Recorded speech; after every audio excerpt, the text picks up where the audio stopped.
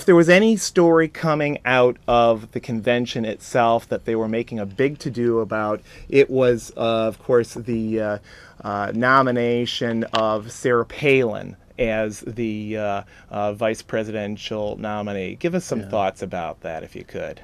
Yeah, I mean, she was definitely a pistol firecracker of a individual out there, and in many ways a firecracker, somewhat controversial with her rather extremely conservative opinions on political opinions on things from energy to family values to immigration and other things. So, I mean, this is a woman who is against abortion, not just in case of the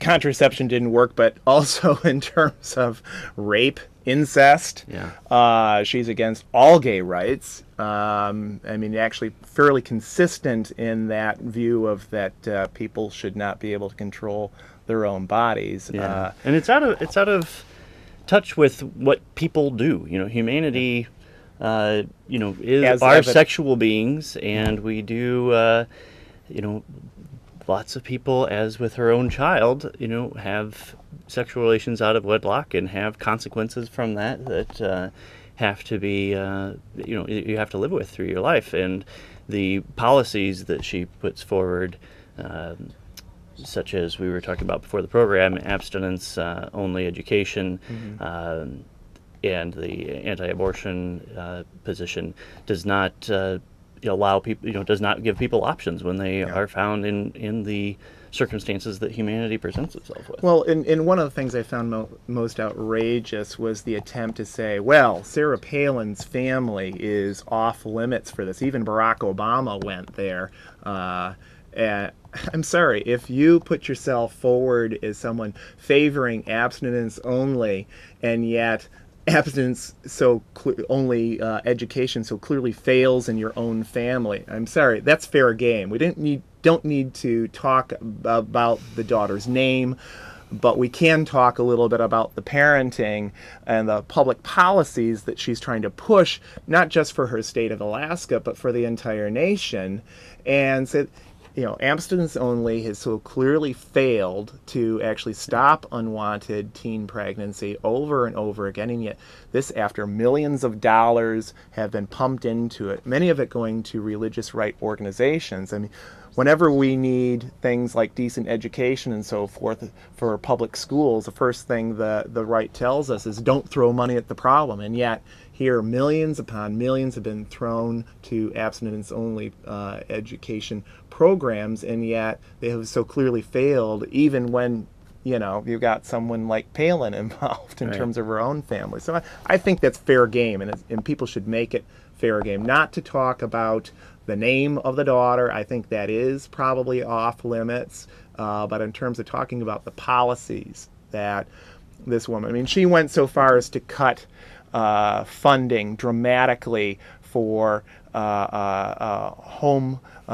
homelessness programs for unwed mothers who, fortunately in terms of Palin's case, they didn't kick their daughter out of the house, but that's not uncommon for any number of other working class Alaskan United States families, and yet she clearly had no compassion for them. Yeah, and the daughter isn't the issue here. It's the general populace need that happens to be represented by a person in this representative's particular family that makes it. And the sex education is particularly a gay issue because our sex education system is so woefully inadequate in this country to address the needs of the GLBT community. Positive education about that if you're gay or lesbian, bisexual, transgender, you just don't know what you are, that's okay. I mean, and that's just so completely off the table so far as Palin's concerned. We've got a caller on the line here. Let's take this caller very briefly, and then let's go into a discussion of the protest. Good evening, gentlemen. I have a question, all right? Now, I listen to some, if I'm wrong, stop if I'm wrong. I listen to Palin, and she says she cares about the environment. Now, how conscious is it, being environmental conscious, that you are for offshore drilling? And doesn't that have an effect on the planet in terms of the greenhouse effect? And then I have another question as well. Now, she made a statement. These was her words, and I wonder how can she defend it. She said that she told people, you're going to have a friend in the house, parents of special needs children, when she cut the budget for special needs children by 62%. Can somebody answer that question? Am I nuts? Am I from another planet? No. Isn't that a contradiction? She say one thing and do something else? If you're nuts and from another planet, we're from the same planet. Yeah, well, it sounds like the Straight Talk Express has been derailed. I mean, the hypocrisies in so many of her positions are as you apparently know yourself, are quite astounding.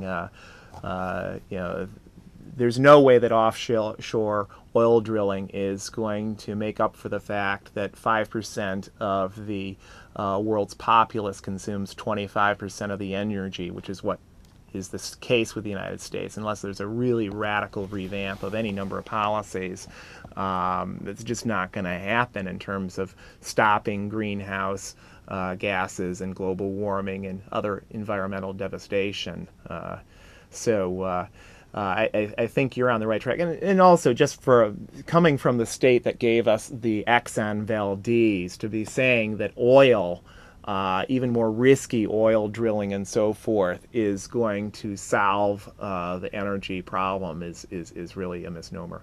Well, we've got another caller here. Actually got several. Let's take one of them, and we don't have a lot of time, so caller, please keep your comment or question brief.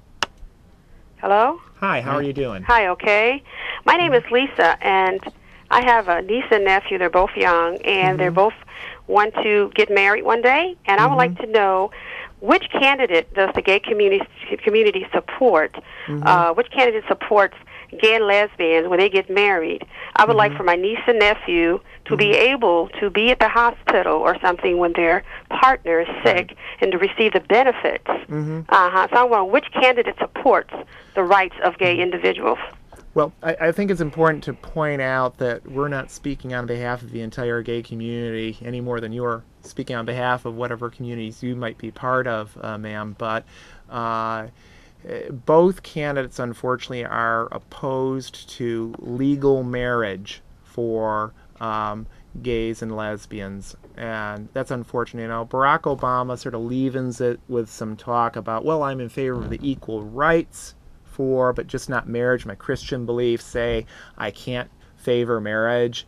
My Christian beliefs say that you do favor marriage. Yeah. Well, the point is that no one's religion should dictate the kind of laws that the rest of us live under, whether you're Christian or not Christian or no religion at all. And for Barack Obama, as a constitutional law professor at the University of Chicago, to be saying that gays and lesbians should have some sort of separate but equal institution like civil unions or whatever, as straight people, is utterly hypocritical. I mean, you know, every grade school student knows from their social studies history programs that separate but equal was a joke, that African Americans never got it in the days of Jim Crow, and we shouldn't expect anything else out of separate but equal institutions for the gay community today. So unfortunately, both candidates are seriously deficient on this, and it's not just that marriage is the only thing that we want or need.